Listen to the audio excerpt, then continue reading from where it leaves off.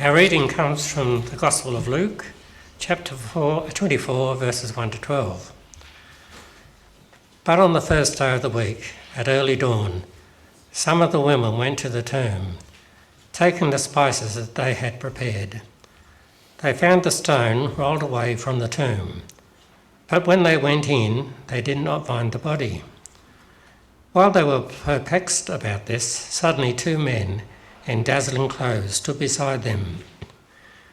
The women were terrified and bowed their faces to the ground, but the men said to them, "Why do you look for the living among the dead? He is not here, but he has risen. Remember how he told you, while he was still in Galilee, that the Son of Man must be handed over to the hands of the sinners and be crucified, and the third day rise again." Then they remembered his words, and returning from the room, they told all this to the 11 and to all the rest. Now it was Mary Magdalene, Joanna, Mary the mother of James, and the other woman with them, who told this to the apostles. But these words seemed to them an idle tale, and they did not believe them. But Peter got up and ran to the tomb. Stooping and looking in, he saw the linen clothes by themselves, and he went home amazed at what had happened. Lord, may your word help feed our inner hunger and quench our thirsty souls.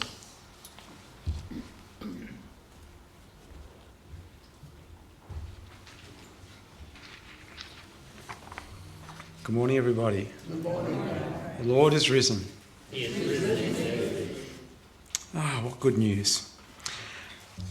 Well, for my Easter homily this year, I thought that we might hear first from the moderator of the Uniting Church of New South Wales.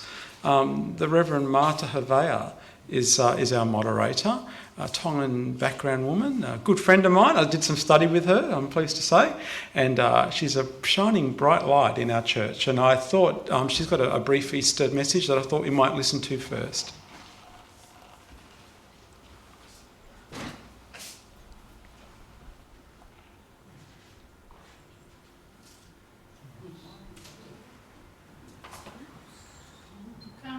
I know we can't hear. It'll come. Just give Kyle a sec. Hello, friends. Here we are in the season of Lent, on the land of the Darug and Eora people at Lakemba Uniting Church, a melting pot of religion and culture, to share a story of an unexpected voice. As I reflect on the story of Easter, I'm struck again by the role of Mary Magdalene, the role she plays in the resurrection story. She is the first to see the risen Lord Jesus Christ, the first to carry the good news to the disciples. At the time, she was the least expected to be the messenger. Jesus spoke her name and everything changes. Her sorrow turns to recognition, her despair becomes hope. And in that moment, we see something profound. God works through the unexpected. That should make us pause. That the gospel uplifts the marginalised, the unexpected. That is what resurrection does. It breaks open our expectation. It calls us towards a more just, inclusive and hopeful future. We talk about churches in decline, empty pews, empty buildings, shrinking congregations. The church is not dying. God is everywhere. And we ask ourselves, where do we see God working through unexpected people in our own communities? Where is God outside the church wall? And who are the voices we overlook in our churches and our communities today? We are being called by name, called to be vessels of hope, to transform our communities, to proclaim with every fibre of our being that Christ is risen. He is risen indeed. Friends, have a blessed Easter.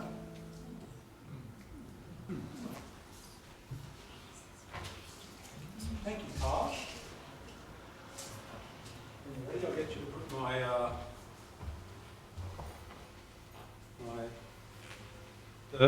there we go. Now for part 2 of the homily. It's a 3-part homily today. And no, I'm not about to perform any sort of medical examination. It's all okay. But I'm going to need some help.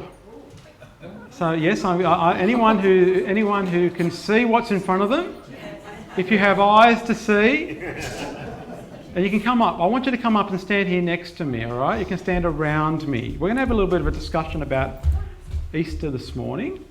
I needed 1 or 2 over on this side. Oh, okay, all right, well, I'll go up this now. All right, there you go. Great, thank you, India.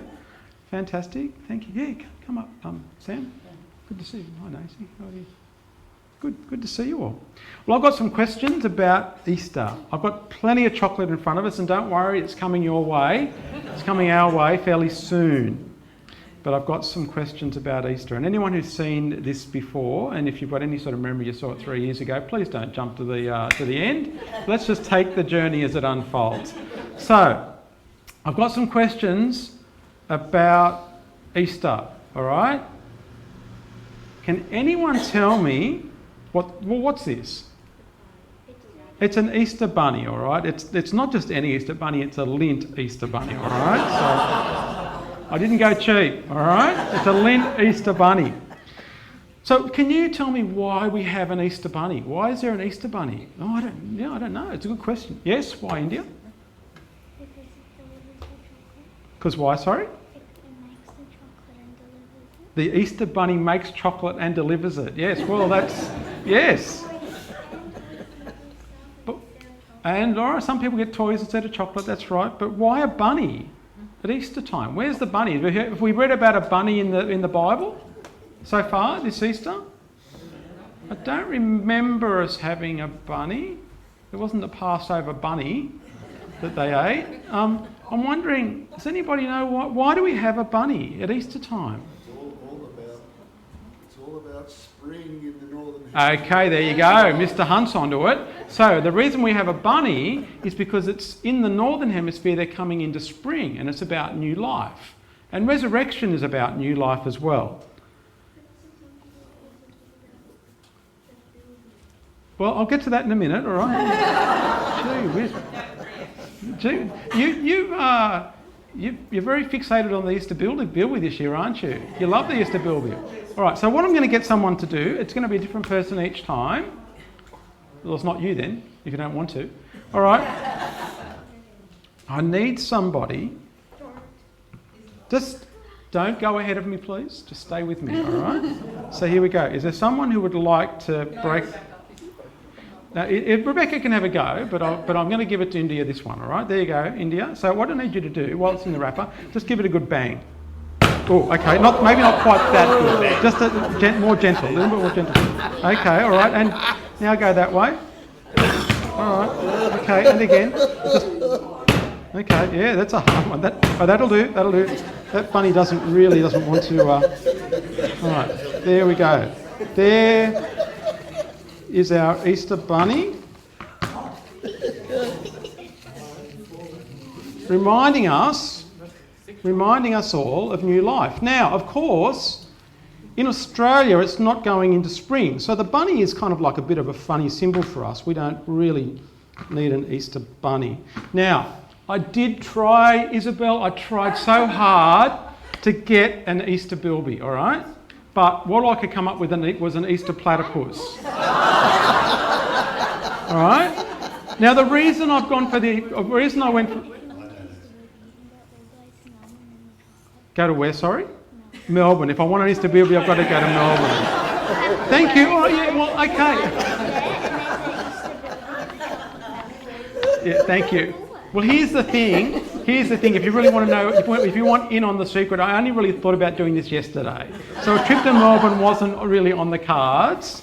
So anyway, do you want chocolate or not? It's going to take us a long time to get there if I have to give my explanations as to why. Anyway, here we go. All right, so here we go. This time round, I'll get you. You can break this one. So we've got an Easter platypus. Now, why do we? Tell me why, Isabel. Why do we have an Easter bilby? Well, the rabbit, because the rabbit are literally like some of the bilbies are getting just almost half of Yeah, that's right. Because the bilbies, there's lots of rabbits. Bilbies are an extension. They're an Australian symbol, so we've gone for an Australian symbol. I agree, and I like that. So this is a platypus. We'll go with the platypus. Something I meant to get you all to do. I'll get you to sanitise your hands for me, please, before we go any further. Yeah, platypuses are close to platypi. Are close to platypi. Isn't that the There's a big argument over whether it's pie or pussy. the platypuses? Okay, all the smart Alex. Preposterous it is that I got that wrong. If you had to be on Friday to know that joke. All right, there you go. All right, so sanitise your hands for me. Great. So so we're going with a platypus, and we've only got one, so it's thankfully I don't have to go for the. All right, so what I'll get you to do this one for me, Rebecca. Now, do you remember 3 years ago? I remember 3 years ago. Gail still talks about 3 years ago. So how about you give us like a gentle bang first? Let's see how. No, that'll do. Thank you. You know what? If you want to get this job ever again, gentle. Give me a gentle one, please. Just gentle.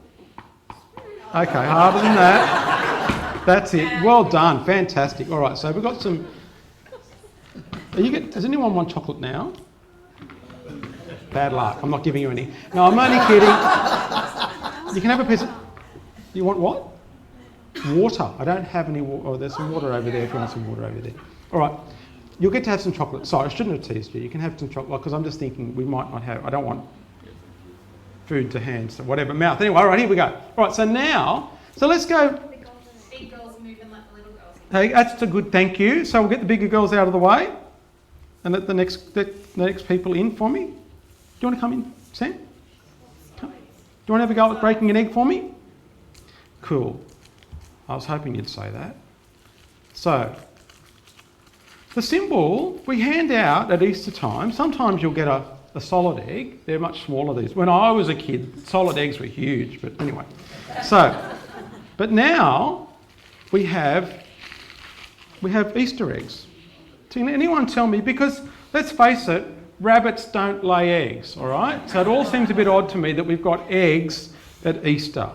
Can someone tell me why we have Easter eggs? Platypus laid them. The platypus laid them. Oh, yes. There you go. Blow that, Bilby. The platypus lays the egg. The chicken lays, but where's the Easter chicken? There is no Easter chicken. All right? So they don't go together. So tell me why. I know Anne-Marie's ready for it. Someone tell me why, and I'll ask you in a sec, unless just if there's not an answer up here. Tell me, why do we have an egg? What's the symbol of the egg? The tomb, the empty tomb. That's right, okay. So, Sam, do you want to break that one up for me? That's it. There's someone who's... I'll hold it for you. Don't hit my fingers. That's it. And one more, I reckon. That's it. One more. There we go. All right, there we go. So the symbol is the empty tomb. That's why we have Easter eggs. It wasn't until the marketeers got to it that it became chocolate, but we got Easter. Now I'll get Sam to come in still, if that's all right, India. Thank you. You can stay there. All right. And then I've still got one more egg on the table. Yes, that's all right. I've got this sorted. Thank you. Boy, too many big sisters up here. All right, okay. So, now Macy, do you want to have a go at breaking an egg? All right, so I've got one more egg left. Here we go.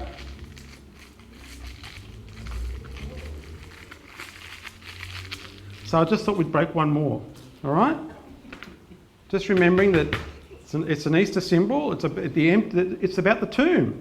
It's about resurrection. There we go. So I'll get you to hold on to that. And here you go. You can break this one for me.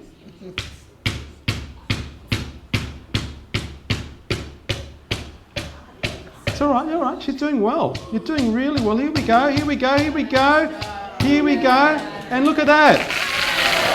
Oh, wow. Well done.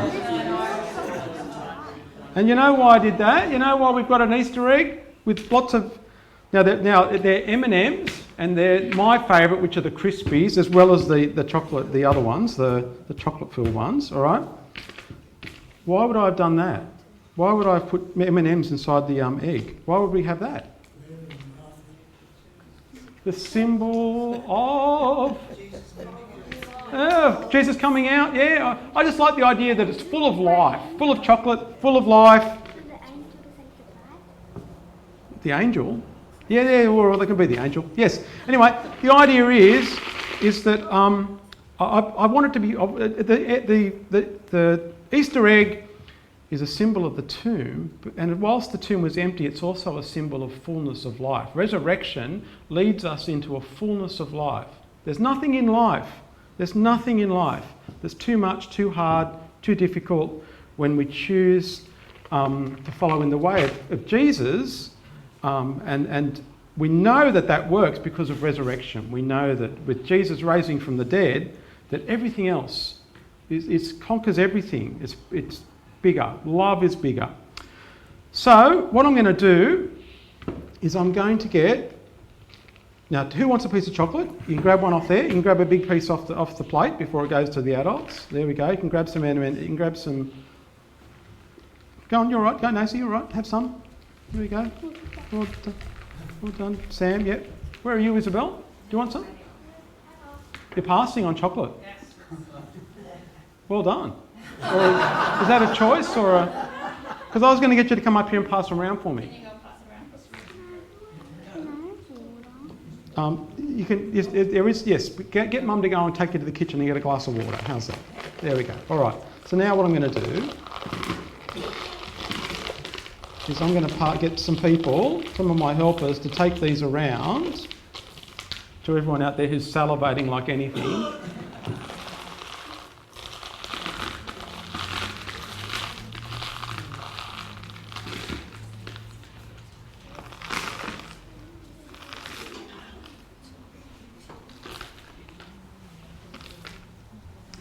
Isabel, you're going to come and take it around for me? Okay, all right, no worries. All right, Rebecca, you can take this one. All right, well, can I get a... You don't... I've got...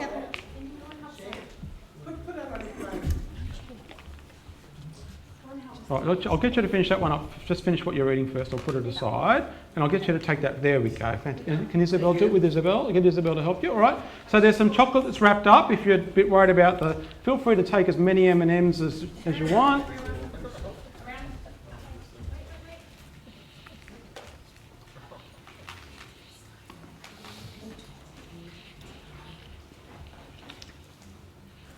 And friends, that's all I really want to... That's the message from today. Like we've taken this journey through Easter, and my hope is that you will be drawn into this new life. We've shared the Easter journey. We've shared the story of the death of Jesus, the suffering, the struggle, and we come today into this fullness of life on Easter Sunday. From darkness to light, from blindness to sight, from confusion, we're led into purpose, from the way of perishing into the way of life, from sorrow to joy, from despair to hope. Easter Sunday, Resurrection Day, reminds us that there is no power too strong, no stronghold too binding, no problem too big,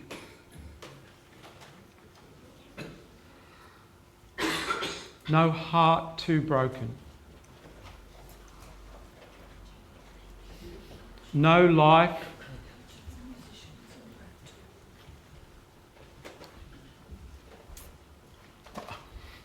I don't know the Heimlich maneuver, Judy. You better stick with us. You're right. Oh, sorry.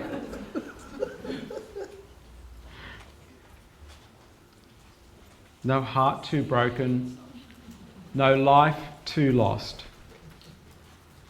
There is no person who cannot be drawn to life. No one who cannot be transformed or resurrected.